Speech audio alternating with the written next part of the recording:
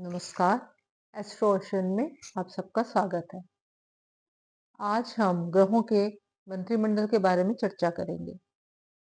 जैसे किसी राजा का मंत्रिमंडल होता है, वैसे ही ये यूनिवर्स और ब्रह्मांड ने सभी ग्रहों के मंत्रिमंडल को बना रखा है और उसके अधीन सारे कार्यों को सौंप रखा है उनके पद के हिसाब से। सूर्य जो कि हमारा राजा है, इस मंत्रिमंडल का सबसे उच्च पद सूर्य के पास है, जो कि हमारी आत्मा का भी कारक है। और जो चंद्रमा है, वो रानी है, क्योंकि ये दोनों हमारे ल्यूमिनरी ग्रह हैं, सूर्य और चंद्रमा, और दोनों को ही एक-एक ही राशि मिली हुई है, जो कि सूर्य की सिंह राशि और चंद्रमा की कर्क राशि है। जो मंगल है, वो हमारे सेनापति का कार्य करता है कि हाँ, सेनाध्यक्ष है और उसको सेनाध्यक्ष का भूमिका दी गई है।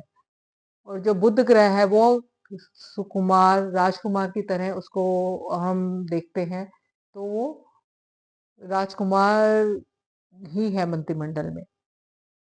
और हमारे जो बृहस्पति और शुक्र हैं, क्योंकि गुरु हमारे देवताओं के गुरु हैं और शुक्र हमारे दैत्य गुरु हैं, तो उन्हें दोनों को गुरुओं का ही पद मिला हुआ है कि वो मंत्री की तरह राजा को सलाह देंगे और उनके मंत्री की तरह कार्य करेंगे।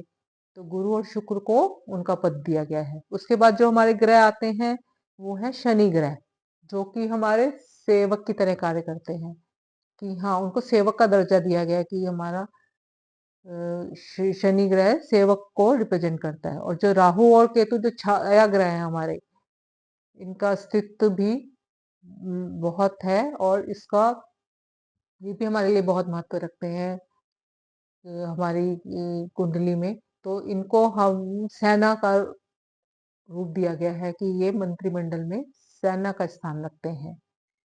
और इसके बाद हम चर्चा करेंगे कि इन ग्रहों के देवता कौन-कौन से हैं, क्योंकि हर ग्रह किसी देवता को रिप्रेजेंट करता है, जिनकी पूजा उपासना करके हम उनका आशीर्वाद लेके उस ग्रह को हम ठीक कर सकते हैं और उनके दान करके भी हम ठीक कर सकते हैं। कि कई ग्रह हमारी पृथ्वी में पूजनीय ही होते हैं, तो हमें पता होना चाहिए कि कौन से देवता किस ग्रह से संबंधित है। अब जैसे सूर्य हैं, जो हमारे आत्मा के कारक हैं, उसके देवता हैं अग्नि देवता। उनकी पूजा करके हम उनके आशीर्वाद प्राप्त कर सकते हैं।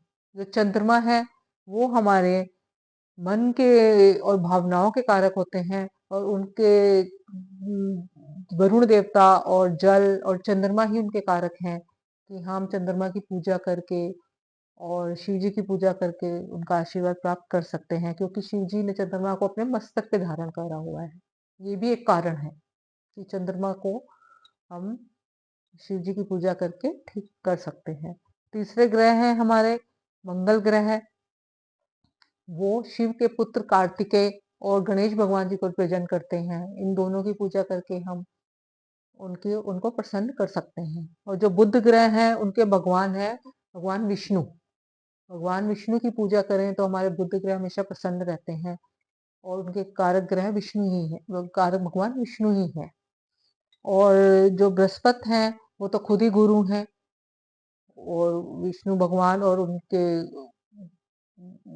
विष्णु भगवान की भी पूजा हम कर सकते हैं। उनको गुरु का आधिपत्य दिया गया है।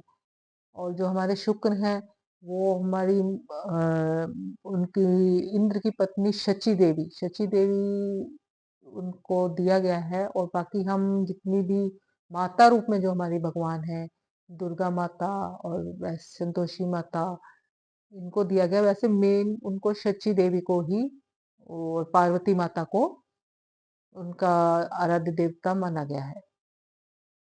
जो शनि है, उनके देवता ब्रह्मा जी हैं। ब्रह्मा विष्णु महेश तीनों देवताओं ने ही मिलके इस सृष्टि की रचना की है।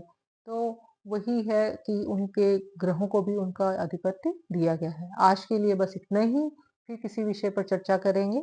धन्यवाद।